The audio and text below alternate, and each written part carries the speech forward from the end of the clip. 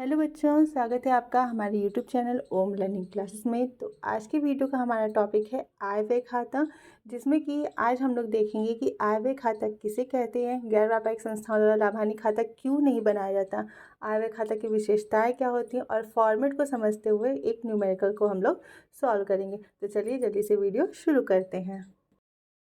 तो सबसे पहले हम समझते हैं कि आय व्यय खाता कहते किसे हैं। तो देखिए, आय व्यय खाता एक नाम मात्र खाता है, यानी कि एक नॉमिनल अकाउंट है जिसे गैर व्यापारिक संस्थानों द्वारा लाभ हानि खाते के स्थान पर बनाया जाता है। इसका निर्माण दोहरी लेखा प्रणाली के सिद्धांतों के अनुसार उपार्जन आधार पर किया जाता है। अतः इसे बनाते समय सबसे पहले इसके डेबिट पक्ष में वर्तमान वर्ष के सभी आयगत व्ययों, उनके संबंधित समायोजनाओं के साथ, तथा क्रेडिट पक्ष में। तो सबसे पहले हम लोग समझते हैं कि आय व्यय खाता कहते किसे हैं। तो देखिए, आय व्यय खाता एक नाम मात्र खाता यानी एक नॉमिनल अकाउंट है जिसे गैर व्यापारिक संस्थानों द्वारा लाभ हानि खाते के स्थान पर बनाया जाता है। इसका निर्माण दोहरी लेखा प्रणाली के सिद्धांतों के अनुसार उपार्जन आधार पर किया जाता है।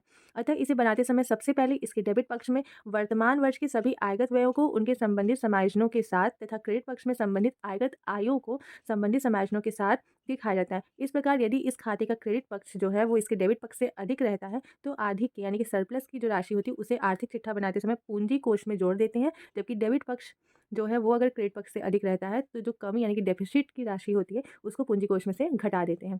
गैर व्यापारिक संस्थान जो है वो आय व्यय खाता को बनाकर संस्थान की वास्तविक आय या वास्तविक कमी की जानकारी प्राप्त करते हैं। अतः आय व्यय खाता गैर व्यापारिक संस्थानों का लाभ हानि खाता माना जाता है। ठीक है, तो ये है आय व्यय खाता का अर्थ। इसको आइए हम लोग अच्छे समझ लेते हैं। सबसे पहली चीज़ है कि नाम मात्र खाता है, यानी कि इसे बनाने का जो नियम है वो नॉमिनल अकाउंट का नियम लगता है। नॉमिनल अकाउंट का क्या नियम होता है कि जितने भी हमारे एक्सपेंसेस एंड लॉसेस होते हैं उनको डेबिट करते हैं और जितने भी गेन्स एंड प्रॉफिट होते हैं उनको हम लोग क्रेडिट करते हैं। ये नियम के आधार पर इस खाते को बनाया जाता है।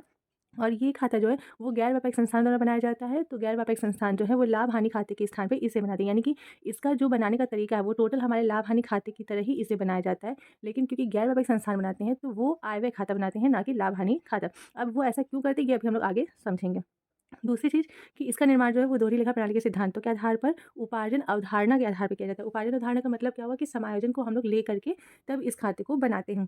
फिर इस खाते को जब हम लोग बनाते हैं तो डेबिट पक्ष में सभी आयगत आयों को, ये चीज़ आप ध्यान रखिएगा कि सिर्फ और सिर्फ आयगत व्ययों को दिखाया जाता है। आयगत का मतलब जो रिवेन्यू नेचर के होते हैं सिर्फ और सिर्फ उन्हें हमें दिखाना है। कैपिटल नेचर के जो भी हमारे एक्सपेंडिचर होंगे उन्हें हम नहीं दिखाएंगे।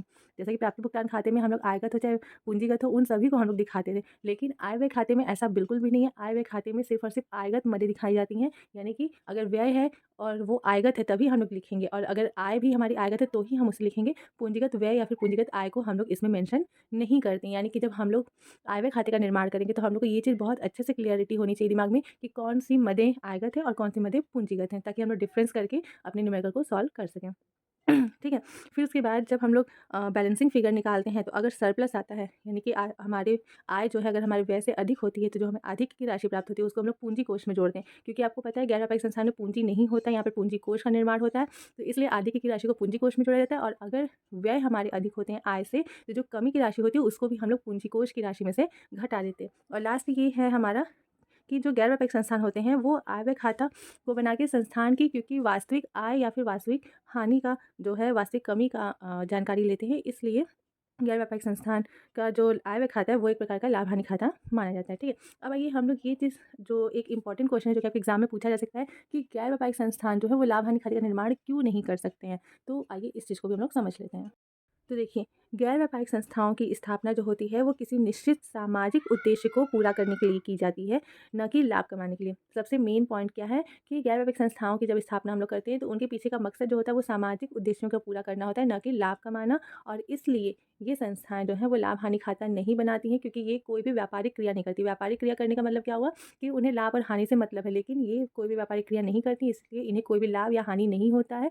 तो इस वजह से ये संस्थाएं क्या करती हैं, लाभ हानि खाता न बना करके आय व्यय खाता बनाती हैं। तो ये बहुत ही इंपॉर्टेंट क्वेश्चन है जो कि आपके 2 नंबर 4 नंबर के क्वेश्चंस में बोर्ड में पूछा जा सकता है। तो ये चीज़ आपको क्लियरिटी इसकी होनी चाहिए। ठीक, अब आइए हम लोग देख लेते हैं कि गैर व्यापारिक संस्थाओं में जो आय व्यय खाता बनाया जाता है उसकी क्या क्या विशेषताएं होती हैं। तो सबसे पहली विशेषता है आय व्यय खाता की कि यह एक नाम मात्र खाता है। अतः इसे नाम मात्र खाते के नियम के आधार पे जो कि है debit all the expenses and losses and credit all the income and profit, इस नियम के आधार पे इसे बनाया जाता है। दूसरी विशेषता है कि इसे गैर व्यापारिक संस्थाओं का लाभ हानि खाता माना जाता है। इस खाते का संबंध केवल वर्तमान वर्ष से होता है, अतः इसमें सभी समायोजनों का लेखा किया जाता है। चौथा है कि इस खाते का निर्माण उपार्जन आधार पर होता है। इस खाते में केवल आयगत मदों यानी कि चाहे वो आय हो चाहे वो व्यय हो, लेकिन वो ये दोनों ही चीज़ें आयगत होनी चाहिए, उन्हीं को हम लोग यहाँ पर दिखाते हैं। पूंजीगत मदों को, चाहे वो पूंजीगत आय हो चाहे वो पूंजीगत व्यय हो, उसका लेखा हम लोग इसमें नहीं करते। छठवां है कि इस खाते का जो प्रतिफल है वो संस्था के आधिक्य या कमी को दर्शाते हैं, यानी कि जो बैलेंसिंग फिगर है उसको हम लोग आधिक्य या कमी के नाम से जानते हैं। और फिर है कि इसे दोहरा लेखा प्रणाली के सिद्धांतों के अनुसार बनाया जाता है। और लास्ट है कि प्राप्ति भुगतान खाते के प्रारंभिक एवं अंतिम रोकड़ शेष को इसमें नहीं लिखा जाता है, ठीक है? क्योंकि इसका निर्माण हम लोग करते हैं, जो है आय व्यय खाते का निर्माण वो हम लोग प्राप्ति भुगतान खाते से करते हैं। लेकिन जब भी हम लोग प्राप्ति भुगतान खाते से आय व्यय खाते का निर्माण करेंगे तो उस कंडीशन में जो प्राप्ति भुगतान खाते के अंतर्गत हम लोग प्रारंभिक एवं अंतिम रोकड़ शेष दिखाते हैं, उसे हम लोग यहाँ पर नहीं दिखाएंगे। तो ये कुछ विशेषताएं थी हमारी आय व्यय खाते से संबंधित। तो आई होप कि आप लोग को ये सारे के सारे थ्योरी कॉन्सेप्ट इसके समझ में आए होंगे। अब इसके बाद हम लोग देखेंगे कि हम लोग को न्यूमेरिकल क्योंकि सॉल्व करना होता है एग्जाम में, तो न्यूमेरिक आय व्यय खाता हम लोग किस प्रकार बनाएंगे, ये समझने के लिए सबसे पहले हम लोग को आय व्यय खाते का फॉर्मेट समझना होगा। तो आइए सबसे पहले हम लोग इसके फॉर्मेट को समझ लेते हैं। तो देखिए फॉर्मेट में सबसे पहले इनकम एंड एक्सपेंडिचर अकाउंट लिखते हैं फॉर द ईयर एंडेड, जो जिस भी ईयर के लिए हम लोग बना रहे हैं। फिर ये हमारा फॉर्मेट होता है जिसमें डेबिट साइड हमारा एक्सपेंडिचर यानी कि व्यय का दिखाता है, और जो क्रेडिट साइड है उसमें इनकम यानी कि हम लोग आय को लिखते हैं यहाँ पर। अब किस तरीके से लिखते हैं, तो देखिए जो एक बेसिक नियम है वो क्या है कि वर्तमान वर्ष के सभी आयगत व्यय एवं हानियाँ समायोजन के साथ हम लोग डेबिट साइड में लिखते हैं। देखिए बहुत सारे आयगत व्यय जो है वो बहुत सारे हैं, ठीक है? उन सभी को यहाँ पे मेंशन कर पाना बहुत ही मुश्किल है, और मेंशन कर पाना तो मुश्किल है, साथ ही आप अगर उन्हें याद करना चाहेंगे तो उन्हें याद करना भी आपके लिए बहुत मुश्किल होगा। तो इसके लिए ज़रूरी है कि आप आयगत मदों को अच्छे से समझें। देखिए जो आयगत मदें होती हैं वो कैसी होती हैं कि वो हर साल होती हैं, वो बहुत ही छोटे अमाउंट की होती हैं। उनका जो भी लाभ होता है या फिर उनसे संबंधित जो भी हानि होती है वो बहुत कम समय के लिए होती है। तो वो सारी मदें हमारी क्या होती हैं, आयगत मदें होती हैं। और बाकी जो हमारे क्वेश्चन का नेचर होगा, क्वेश्चन में जो भी बैलेंस दिया रहता है, जो अमाउंट दिया रहता है, उसका जो नेचर होगा उसके हिसाब से भी हम लोग थोड़ा अंदाज़ा लगाते हैं कि कौन सी मदें जो है वो आयगत है और कौन सी मदें जो है वो पूंजीगत है, ठीक है? तो ये सारी चीज़ें जो है वो हमारे क्वेश्चन पे भी डिपेंड करती है, बट एक जो बेसिक होता है कि आयगत मदें होती क्या हैं, तो आयगत मदें बहुत ही कम रकम की होती हैं, और साथ ही इनका जो प्रभाव है वो बहुत ही कम समय के लिए होता है, चाहे वो लाभ हो चाहे वो हानि हो, ठीक है? तो यहाँ पर जब हम लोग डेबिट साइड में एंट्री करेंगे तो यहाँ पर हम लोग जितनी भी आयगत व्यय है, चाहे वो सैलरी हो, insurance premium, stationery, wages, honorarium, depreciation, देखिए ये आपका लॉस है। डेप्रिसिएशन जो होता है ये हर साल होता है। डेप्रिसिएशन यानी कि ह्रास, यानी कि संपत्ति के मूल्य में जो कमी होती है उसको ह्रास कहते हैं। तो जो ह्रास होता है, जो संपत्ति के मूल्य में कमी होती है वो दिन पर दिन होती रहती है। तो इसलिए कि हमारी आयगत हानि हो गई, ठीक है? Loss on sale of fix asset, जब हमने कोई संपत्ति बेची तो उसको बेचने में हमें हानि हुई, तो वो भी हमारा क्या होता है, आयगत हानि होती है। तो इस तरीके की सारी आयगत व्यय एवं आयगत हानियाँ को हम लोग यहाँ पर दिखाते हैं डेबिट साइड में। साथ में उनसे संबंधित जो भी हमारे समायोजन होते हैं उनको भी हम लोग दिखाते हैं। जैसे मान लीजिए यहाँ पे सैलरी है और समायोजन में लिखा है कि अदत्त वेतन जो है वो 300 रुपये का है, तो उस अदत्त वेतन यानी कि आउटस्टैंडिंग एक्सपेंसेस है, तो उन्हें हम लोग क्या करते हैं, ऐड करके दिखाते हैं। तो उसे हम लोग ऐड करेंगे, इसमें ऐड करके तब यहाँ दिखाएंगे। अगर पूर्वदत्त व्यय है तो उसे माइनस करके यहाँ पे दिखाएंगे। इस तरीके से इसके डेबिट पक्ष में हम लोग लिखा करते हैं।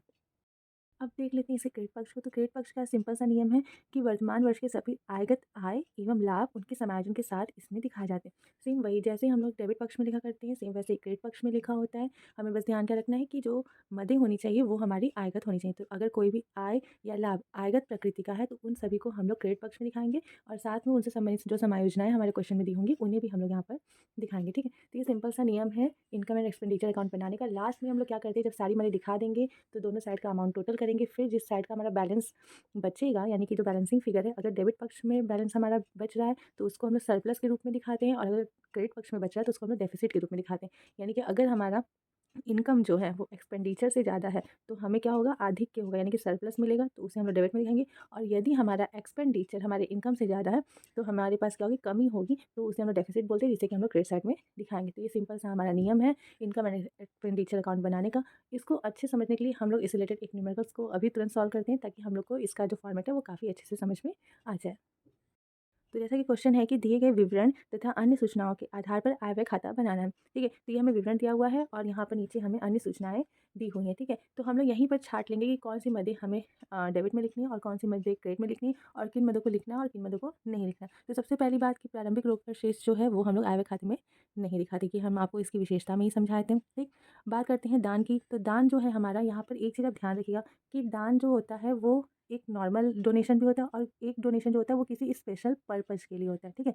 तो अगर सामान्य भाषा में सिर्फ़ और सिर्फ दान लिखा है तो इसको हम लोग आयगत मान सकते हैं। अगर इसका जो अमाउंट है वो हमारे क्वेश्चन के हिसाब से नॉर्मल लग रहा है तो हम लोग इसको जो है वो सामान्य दान मान करके आयगत मान सकते हैं। लेकिन अगर लिखा है किसी विशेष उद्देश्य के लिए दान, ठीक है, अगर किसी विशेष उद्देश्य के लिए दान है तो उसको हम लोग क्या करेंगे, आयगत नहीं मानेंगे, उसको हम लोग पूंजीगत मानेंगे। तो यहाँ पर ये सामान्य दान है एक तरीके से, क्योंकि यहाँ पर कुछ भी विशेष उद्देश्य की बात नहीं की गई है, तो इसे हम लोग क्या करेंगे, आयगत मानेंगे। और ये क्योंकि आयगत क्या है, आय है, ठीक है, प्राप्तियाँ मतलब क्या हुआ, आय। तो आयगत आय को हम लोग कहाँ पे दिखाते हैं, आपके क्रेडिट पक्ष में, ठीक है। इनकम एंड एक्सपेंडिचर अकाउंट के क्रेडिट पक्ष में हम लोग इसको दिखाएंगे। चंदा जो है ये हमारा सब्सक्रिप्शन जो होता है ये भी हमारी आयगत आय होती है, तो इसको भी हम लोग क्रेडिट पक्ष में दिखाएंगे। बीमा निधि, देखिए बीमा निधि जो इंश्योरेंस का अमाउंट होता है वो हमें एक बार में मिलता है, ठीक है, उसके लिए हम लोग कई साल पेमेंट किए रहते हैं और उसके बाद वो हमें एक बड़ा अमाउंट बीमा का मिलता है, तो इसलिए ये हमारा पूंजीगत हो गया, इसे हम लोग आयगत नहीं मानेंगे। फिर आता है वसीयत, वसीयत यानी कि लीगेसी। तो देखिए वसीयत भी सेम हमारे दान की तरह दो तरीके की होती है, एक सामान्य वसीयत और दूसरा होता है एक विशेष उद्देश्य के लिए किया गया वसीयत। तो सामान्य वसीयत देखिए अमाउंट भी बहुत छोटा सा, यानी कि छोटा मोटा कोई वसीयत है, तो इसे हम लोग आयगत मानेंगे। और अगर यहाँ पे किसी विशेष उद्देश्य के लिए वसीयत दिया होता है या फिर अमाउंट जो है वो बहुत ज़्यादा हाई होता है, जैसे यहाँ पर देखिए सब कुछ जो है वो 1000 के बीच में, अगर वसीयत का अमाउंट लाख 1.5 लाख ऐसे होता तो इसे हम लोग जो है पूंजीगत मानते हैं। लेकिन यहाँ पर क्वेश्चन के हिसाब से जो है ये हमारा आयगत माना जाएगा, तो ये भी हमारा क्रेडिट पक्ष में चला जाएगा। विनियोग पर ब्याज हमें मिल रहा है, हमारी आयगत आय, क्योंकि ब्याज हमें हर साल मिलता है, तो ये भी क्रेडिट पक्ष में जाएगा। जमा पर ब्याज यानी कि डिपॉजिट पे जो हमें इंटरेस्ट मिलता है ये भी हमें साल में एक बार या फिर साल में 2 बार मिलता है, तो ये भी हमारे क्रेडिट पक्ष में दिखाएंगे। पुराने अखबारों का विक्रय, देखिए अखबार के विक्रय से हमें बहुत ज़्यादा पैसा तो मिलता नहीं है और यहाँ पे अमाउंट भी आपको दिख रहा है सिर्फ और सिर्फ 500 रुपये, तो ये भी हमारा क्या हो गया, आयगत हो गया, यानी कि आयगत आय हो गई, तो इसे भी हम लोग क्रेडिट पक्ष में दिखाएंगे। फिर है भवन के लिए अनुदान, तो ये भवन के लिए, और भवन हमारा एक पूंजीगत संपत्ति है, तो इसलिए इसे हम लोग आयगत नहीं मानेंगे और इस वजह से इसे हम लोग क्या करेंगे, आय व्यय खाते में नहीं दिखाएंगे। और से वैसे ही भवन के लिए वसीयत, तो ये वसीयत भी हमारी जो है ये भवन के लिए यानी कि इसी पूंजीगत संपत्ति की वसीयत है, तो इसे भी हम लोग पूंजीगत मानेंगे, आयगत नहीं मानेंगे, ठीक है। देखिए यहाँ पर सिर्फ और सिर्फ वसीयत लिखा, यहाँ पे भवन के लिए वसीयत है, तो ये एक स्पेशल पर्पज़ के लिए वसीयत है, तो ये हमारा पूंजीगत हो गया, जबकि ये वसीयत एक सामान्य वसीयत है क्योंकि यहाँ पे कुछ भी मेंशन नहीं, तो ये हमारा आयगत हो गया, ठीक। तो ये सारी चीज़ें हमारी आयगत आय व्यय खाते में क्रेडिट पक्ष में जाएंगी। अब आते हैं भुगतान साइड में, तो फर्नीचर हमारी संपत्ति है, इसे हम लोग आय व्यय खाते में नहीं दिखाएंगे। विनियोग भी संपत्ति, इसे भी नहीं। भवन के लिए अग्रिम, ये हमें पैसा अग्रिम में मिला है, किसके लिए मिला, भवन के लिए मिला, जो कि हमारी पूंजीगत संपत्ति, तो इसे भी हम लोग आय व्यय खाते में नहीं दिखाएंगे। बात करते हैं दान की, तो दान यहाँ पे कुछ भी स्पेशल मेंशन नहीं किया गया, तो यानी कि हमारा एक सामान्य दान है, तो हम लोग इसे आयगत व्यय मानेंगे, इसलिए इसको हम लोग डेबिट पक्ष में दिखाएंगे। वेतन भी हमारा क्या है, आयगत व्यय होता है। किराया एवं कर भी आयगत है। छपाई भी, डाक भी और विज्ञापन भी आयगत है। बीमा भी आयगत व्यय है और अंतिम रोकड़ शेष हम लोग दिखाते नहीं, ठीक है। तो ये सारी चीज़ों को हम लोग डेबिट पक्ष में दिखाएंगे। समायोजन की बात करें तो यहाँ पे अदत्त व्यय दिया है, जो कि किराया 800, वेतन 1200 और विज्ञापन 200। तो जितनी भी अदत्त व्यय होती हैं उन्हें उनसे संबंधित व्यय में जोड़ा जाता है। तो जैसे किराया है 800 अदत्त है, तो किराया एवं कर दिखाते टाइम इसे हम लोग 800 जोड़ के दिखाएंगे, वेतन में 1200 जोड़ के दिखाएंगे और विज्ञापन का 200 रुपये जोड़ के हम लोग इसे दिखाएंगे। और लास्ट है विनियोग पर 2000 रुपया ब्याज बकाया है, यानी कि विनियोग पर ब्याज हमें क्या हुआ है, मिला है, तो यानी कि हमें 2000 रुपये और मिलना बाकी है, तो विनियोग पर ब्याज में भी हम लोग 2000 रुपये और जोड़ करके दिखाएंगे, ठीक है। तो यहाँ पर हमने मेंशन कर दिया क्या चीज़ हम लोग किस साइड दिखाएंगे। अब इसका सॉल्यूशन भी हम लोग देख लेते हैं।